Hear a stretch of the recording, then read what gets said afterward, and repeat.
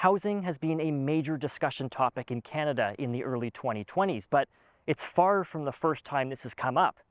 The same question always seems to remain. How do we create more housing with the same amount of resources? Around 1850, an American came up with a new answer to that problem, and it took the shape of an octagon. It only ended up being a passing fad, but there's still countless examples across Canada, including right here in Bracebridge, Ontario. Welcome to Woodchester. Before we get into the story of this house, let's explore where the idea of octagon houses came from in the first place. It all started with Orson Squire Fowler from upstate New York. Fowler was a phrenologist. He believed that you could study the shape of people's skulls, and it would tell you about their intelligence and their personality. Yes, this is very much a pseudoscience, and yes, it had been used to justify things like racism and slavery. Fowler did have some problematic views, but he was progressive in other ways. He was against child labor and slavery, and he believed that women should have the vote. The idea of an octagon home was definitely one of his more liberal-minded pursuits. Fowler believed in housing as a universal right. He said without access to good housing, people's physical and mental well-being would suffer. That's a view that's still fairly common today. But how could a poor person afford to build a house? For Fowler, that answer was simple: just build an octagon. In 1848, he published The Octagon House, a home for all. It was all about why that shape was superior. Sorry, CGP Grey. But what makes octagons so great? There are practical benefits to that shape. Using the same building materials, an octagon can contain roughly 20% more space than a rectangular home. There were lots of pseudoscience benefits as well. Fowler believed that the circle was nature's most perfect shape. An octagon came close enough to that without being quite as difficult to build. They wouldn't have any dark corners, there would be lots of natural light, and a good sense of flow throughout the building. Fowler also believed that everyone should be able to build their own home. In his book, he included detailed plans and discussions about which materials would work best. A Home for All was meant to inspire and inform, and it was a hit. Fowler's writing inspired thousands of people to make their homes like these over the coming decades. In Kansas, there were even plans to build Octagon City, a vegetarian, anti-slavery community that was built around octagon houses and run sort of like a commune. It only lasted a couple of months and no octagons were ever built. Outside of Kansas, though, thousands of people made their own homes just like this, including Ontario's Henry Bird. I'm Kenneth Carmen Beach. I was a former administrator of the town of Bracebridge. Since that time, I've been known as the local historian, for better or for worse. Well, Henry Bird was a true entrepreneur, and he was a visionary, and he took great active part in the community. The waterfalls provided great hydraulic power.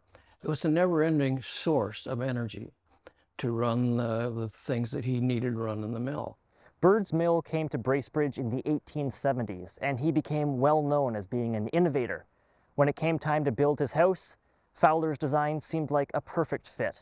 He had a book that talked to Fowler and his innovative plan. And then this building has some very, creative things. The rain collection system that supplied water, and the dumbwaiters that kept food going up and down the stairs from the kitchen down the bottom to the top floor. So it had some really different things. And he had one of the first telephones, by the way, from his mill just across the river to here.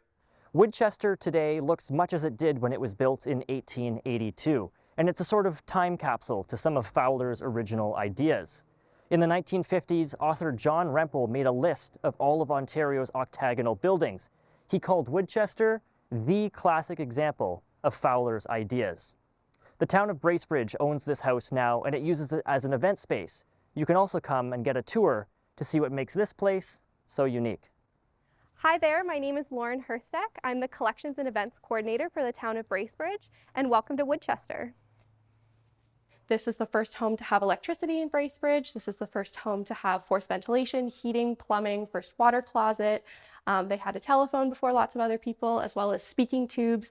So this room here would have been Mr. Bird's office. And as you can see, it's kind of triangular in shape. And something that happens with the octagonal homes is you have these triangular shaped rooms, which in turn creates enough space for closets or cupboards, as you can see in this room here. So the family here was actually able to decorate because they had wall space to spare. There's still some different shaped buildings that stand across Ontario and other parts of Canada. This house behind me in Little Curran, Ontario was the first one that I personally noticed. It's actually a hexagon with an addition out the back, and it's designed to look somewhat like the lighthouses on nearby Lake Huron. West of here, the town of Gore Bay built an octagon building to be a restaurant and event space. That one is from 1980, but this house dates back to 1885.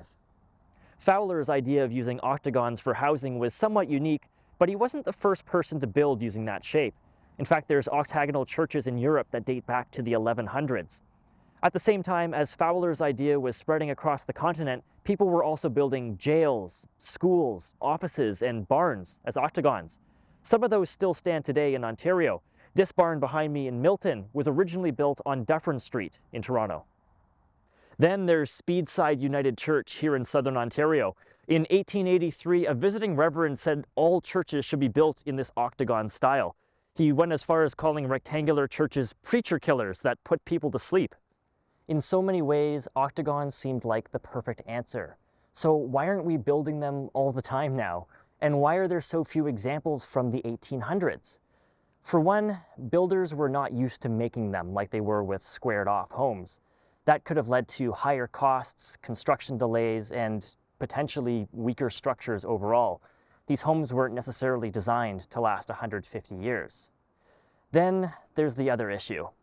Octagon homes never quite lived up to their expectations. The interior layouts of these homes were all unique. So unless you could find a floor plan that matched your needs, it's understandable that buying an octagon home wasn't the smoothest of processes. Then there's the issues with the shape itself. There's no one natural way to divide the interior space. Even Fowler's original design contained right angles, the very things he dismissed as dull and dreary. A lot of floor plans used big rectangular rooms for common areas. That left little triangles left over in the corner. They had to be used for things like washrooms, closets, and storage. That was a reasonable solution in larger homes like Woodchester, but for smaller octagons, it simply wasn't an option. Then there's furniture.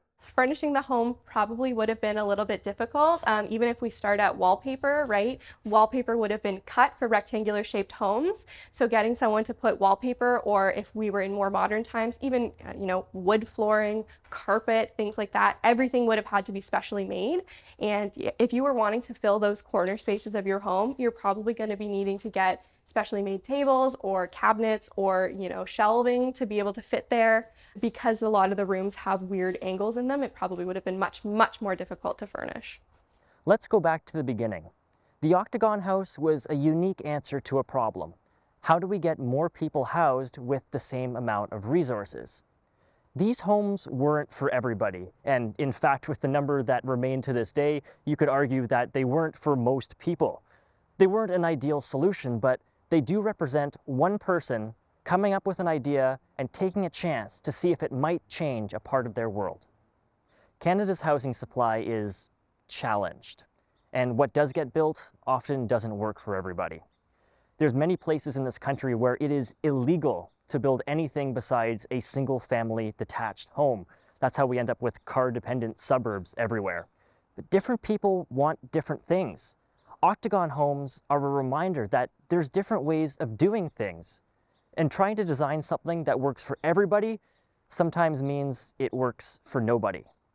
If someone's willing to come up with a new solution to an old problem and it doesn't cause any more harm, it might be worth trying it out.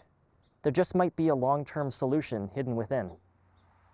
Octagon buildings were never more than a passing fad, but in this part of southern Ontario, some of them took on a very different form.